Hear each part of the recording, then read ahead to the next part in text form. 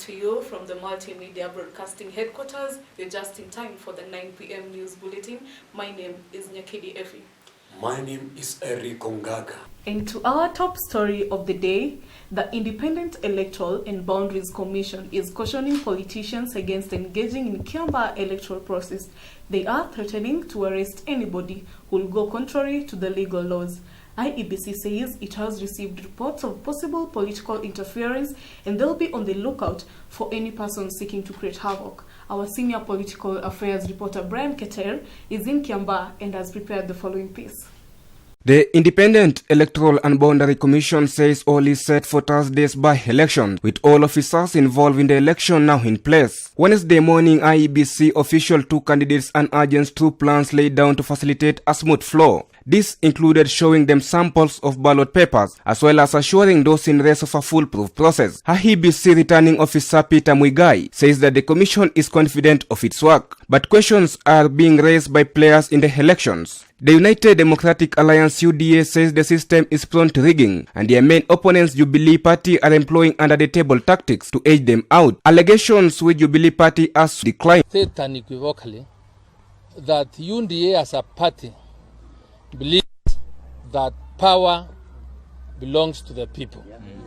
And that power belongs to the people, an opportunity that has arisen in Muguga and Kiambaa is an opportunity for the Kiambaa people and Muguga people to make a decision on who they want to transfer or to delegate that sovereign power to them. UDA is also alleging the use of police officers to intimidate voters. The IEBC says there is no need for panic, as it has set system in place to keep politicians at bay. Despite the allegations and counter-allegations leveled against each other, both parties are confident that IEBC will conduct a free and fair elections.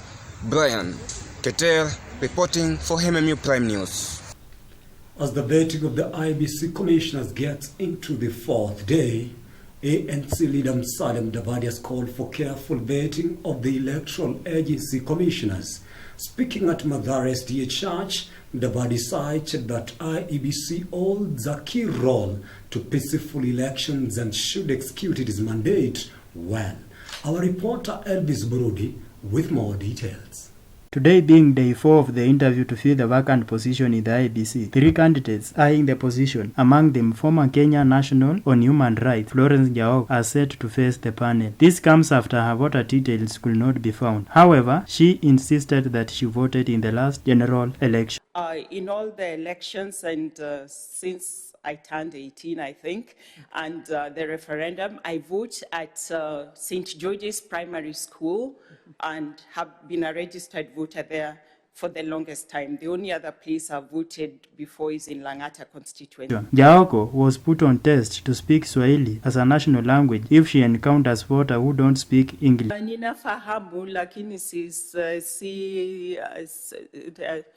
kuongea ndio sio didi sana kwa sababu unajua sisi hatukufanya Kiswahili kwa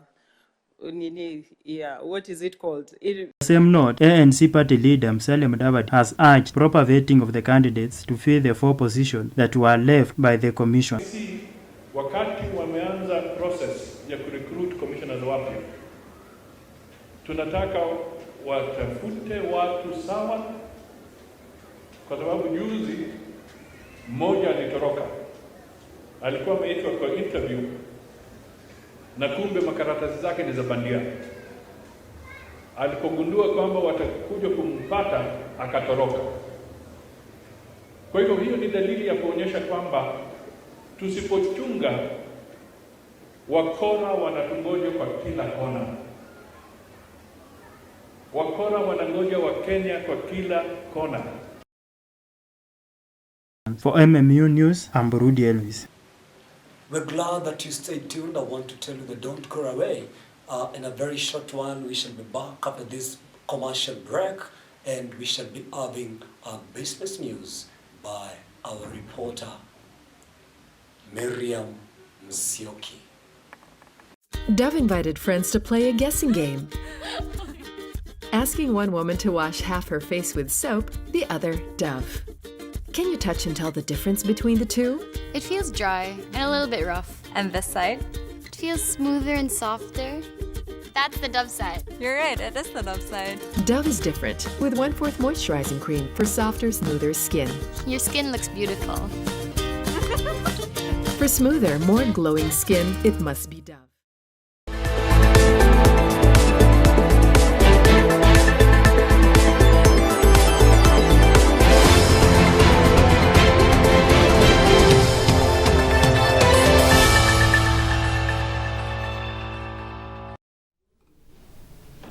Good evening and welcome to our business news. I'm your host, Mmu Prime.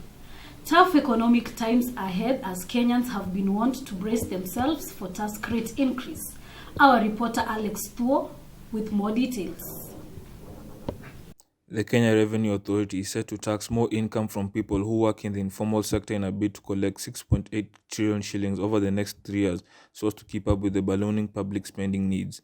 A strategic plan which has been rolled out to run until 2024 in a fresh plan to widen the tax base and cut the widening budget deficit has reached 953 billion Kenya shillings this year, will be plugged with domestic and external borrowing. KRA says the tax base expansion will involve recruiting new taxpayers and introducing new taxes in a move that will burden taxpayers with additional obligations over the next 3 years. KRA estimates that informal sector workers have hit 15.1 million, 83% of Kenya's workforce, compared with just 3.1 million formal employees who pay income tax on their monthly earnings.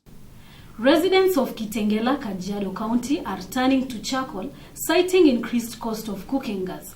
With rising energy cost, charcoal remains the most sought-after source of energy despite ban on logging and burning of trees countrywide. The government imposed a moratorium on logging in public and community forests in 2018. That's all that we have for you tonight. My name is Mmu Prime. Enjoy the rest of our program. We're going for a short break.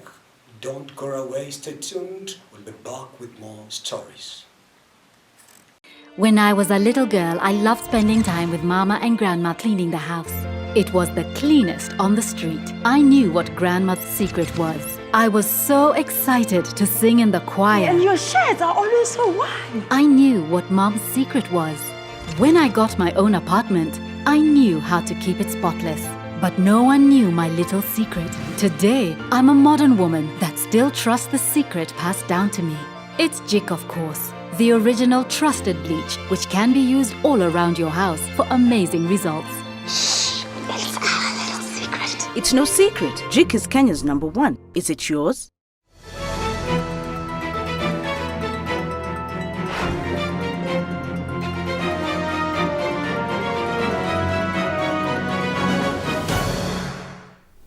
Well, they say that money is the root of all evil. However, to a majority of young Kenyan women, it is a ticket to life of comfort.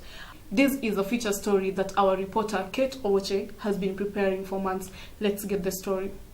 According to a study conducted by Busara Center in 2020, 1 in 5 female university students engage in relationships with older men and women in exchange for money, a lifestyle that is termed as the sponsor culture.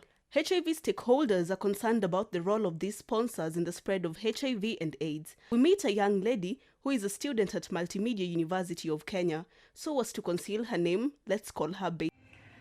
So when I joined campus, wazazi wangu wako able kunilipia school fees. So I had kutafuta ways zangu vile nitajilipia school fees. So nika meet that huyo mbaba.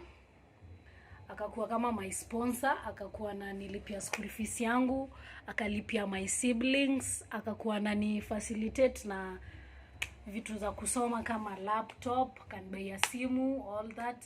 Akakuwa ni kama yes anani providea. So the challenge yenye iko ni kwa huu mtu like ni kama haupati ile real love yenye una deserve. Mtu ni kama tu uko hapo akutumie ndio upate pesa. Alafu kitu kingine ni unakaa umefichwa ndio bibi yake asikujue, akikujua unaona saa unaweza cause vita ya, alafu pia magonjwa cause huu mtu akui na wewe tu peke yako, akona wasichana wengine wenye bado tu wanataka pesa. Yeah. Betty is among 100 young girls in the country who are involved with older men for money. Not too far away, we meet Christine. She knows too well the risks of being in these relationships.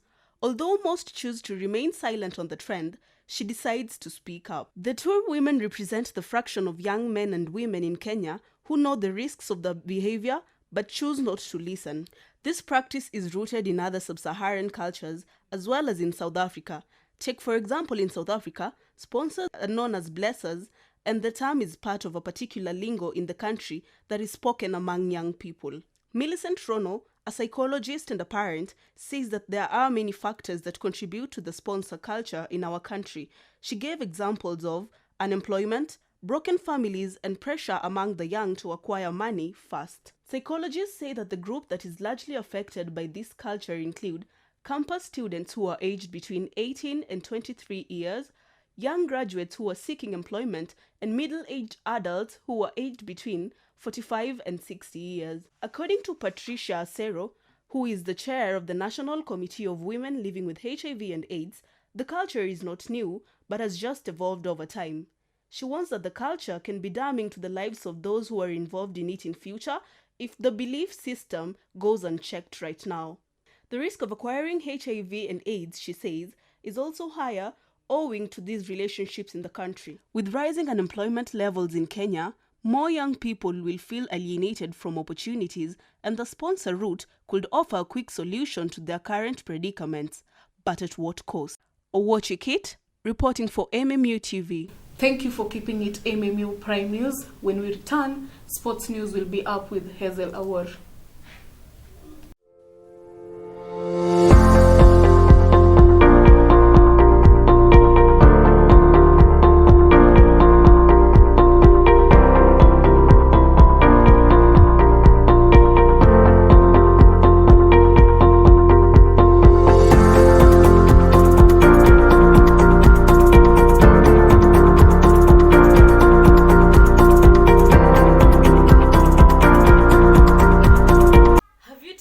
Mmu Prime, the Kenya's finest tea bag. It's the best.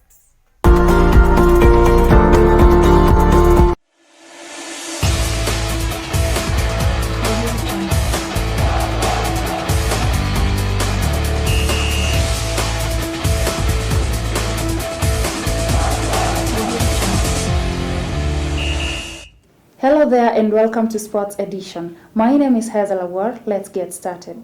Team Kenya settles in Japan ahead of Olympic Games. The team on 23rd July entered Phase 2 with teams settling in Kurume City. They traveled in small groups of a maximum of 6 players to minimize the risk of COVID-19 while traveling to Japan. And finally, England's hope of winning a first major trophy in 55 years ended in heartbreak with their shootout defeat to Italy in the Euros 2020 final, and the anguish was plastered across the pages of Monday's newspapers with the Independent Tears of Heroes headlines summing up the sentiment.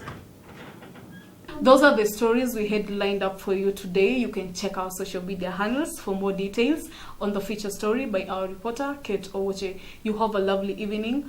I'm Nyakidi Efi. My name is Eric Ongaga.